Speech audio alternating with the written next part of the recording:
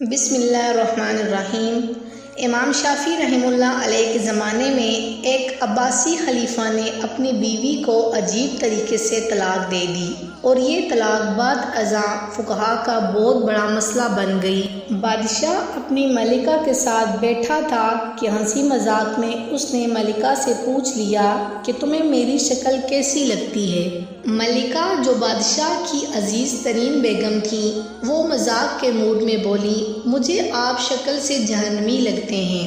یہ فقرہ سننے کے بعد بادشاہ کو غصہ آ گیا اور بولا، میں اگر جہنمی ہوں تو تمہیں 3 طلاقیں دیتا ہوں۔ ملکہ نے یہ سنا تو اس نے رونا پیٹنا شروع کر دیا۔ بادشاہ کو بھی کچھ دیر بعد اپنی غلطی کا احساس ہو گیا۔ السلام علیکم فرینڈز، آگے چلنے سے پہلے میری آپ سب سے گزارش ہے، اگر آپ اسلامک اور اخلاقی واقعات پڑھنا چاہتے ہیں تو برائے مہربانی ہمارے چینل اسلامک نورانی مسائل کو سبسکرائب کیجیے۔ شکریہ۔ اگلے دن بادشاہ سلامت نے ملک کے تمام علماء، مفتی صاحبان اور اماموں کو دربار میں بلا لیا اور ان سے پوچھا کہ کیا اس طریقے سے میری طلاق ہو چکی ہے؟ سب کا باری باری یہی کہنا تھا کہ ہاں، آپ کی طلاق ہو چکی ہے اور شریعت کی روشنی میں ملکہ عالیہ اب آپ کی زوجہ نہیں رہی۔ لیکن اس محفل میں ایک نوجوان مفتی بھی موجود تھے۔ وہ ایک طرف ہو کر بالکل خاموش بیٹھے رہے۔ بادشاہ نے اس سے بھی یہی سوال پوچھا تو انہوں نے عرض کیا، جناب یہ طلاق نہیں ہوئی، کیونکہ آپ نے مشروط طور پر کہا تھا اگر میں جہنمی ہوں تو میں تمہیں طلاق دیتا ہوں، اور ابھی تک یہ طے نہیں ہوا کہ آپ جہنمی ہیں کہ نہیں ہیں۔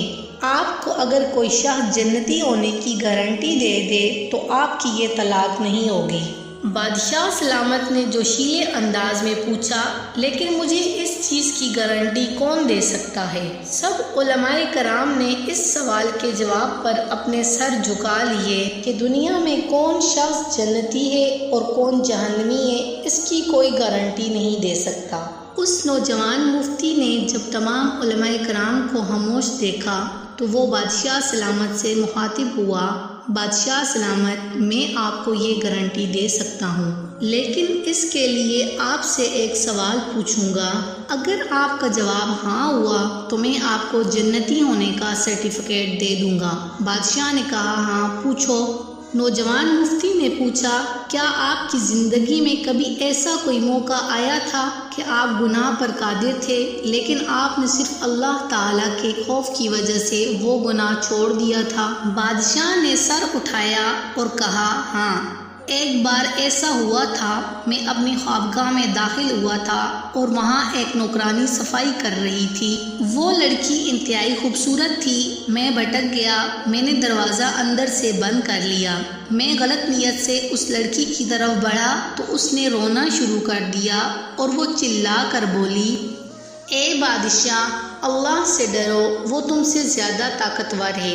میں نے جب یہ سنا تو میرے اوپر اللہ تعالیٰ کا خوف طاری ہو گیا۔ میں اگرچہ بادشاہ تھا، وہ لڑکی میرے کمرے میں تھی، میں نے دروازے کو اندر سے کنڈی لگائی ہوئی تھی اور اس وقت دنیا کی کوئی طاقت مجھے برائی سے نہیں روک سکتی تھی، لیکن میں نے صرف اللہ تعالیٰ کے خوف سے دروازہ کھول دیا اور اس لڑکی کو جانے کی اجازت دے دی۔ یہ سب سن کر وہ نوجوان مفتی مسکرایا اور اس نے قرآن پاک کی سورۃ النازعات کی آیت نمبر 40 اور 41 کی تلاوت فرمائی۔ وَأَمَّا مَنْ خَافَ مَقَامَ رَبِّهِ وَنَهَى النَّفْسَ عَنِ الْهَوَىٰ إِنَّ الْجَنَّةَ هِيَ الْمَأْوَىٰ۔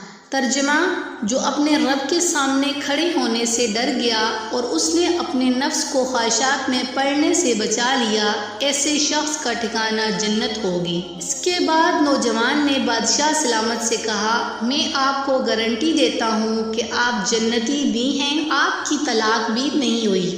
عزیز دوستو، مسلمان ہونے کے ناطے ہم ہر وقت جنت کے متلاشی ہوتے ہیں، لیکن آپ اس واقعے سے اندازہ لگائیے کہ جنت تو ہر وقت ہمارے سامنے موجود ہوتی ہے۔ اس کے لیے صرف ایک چیز کی ضرورت ہوتی ہے اور وہ یہ ہے کہ ہم خوف خدا کی وجہ سے ہر اس گناہ سے توبہ کریں جس کو کرنے کی ہمارے اندر طاقت اور قدرت موجود ہوتی ہے۔ اللہ تعالیٰ ہمیں اپنے خوف میں مبتلا رکھے اور ہر قسم کے گناہ سے بچائے۔